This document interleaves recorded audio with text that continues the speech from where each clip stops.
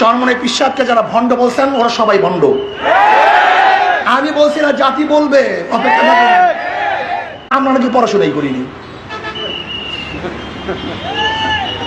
আপনাদের স্টেজ থেকে কি সমালোচনা আসছে যে আমরা নাকি এলাম নাই, পড়াশোনাই করি নাই। অথচ আমিও ডবল কামেল, আমার ভাই আমাদের আমির মুহতারাম তিনিও ডবল কামেল, ফেক আমরা ফার্স্ট ক্লাস। অথচ তারা বলে পড়াশোনাই করি নাই। এই সমালোচনা, এই মিথ্যা সমালোচনা করতেছেন। আপনাদের মূর্খতা গোটা দুনিয়ার মধ্যে ছড়ায়া পড়তেছে, জাহালাত গোটা দুনিয়ার মধ্যে ছড়ায়া পড়তেছে। আমি অনুরোধ করব আমাদের সমালোচনা করবেন, এটা আমার অনুরোধ। যৌক্তিক সমালোচনা করবেন, এইটাই তো সৌন্দর্যতা। চরমনে পীর সাহেব অমুক জায়গায় চাঁদাবাজি করছে, চরমনে পীর সাহেব এই মিথ্যা কথা বলছে, এটা ধরিয়ে দিবেন।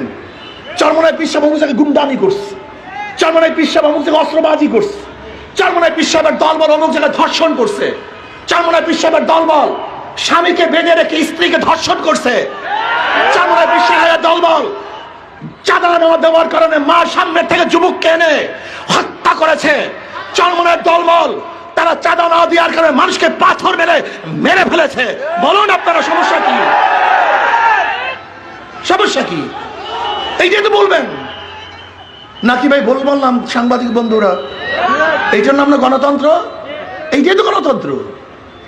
অ্যাটাক করুন, আমাদের ভুল ধরিয়ে দেন, জাতিকে জানিয়ে দেন যে আপনারা এই কাজ করছেন, আমরা খুশি হব।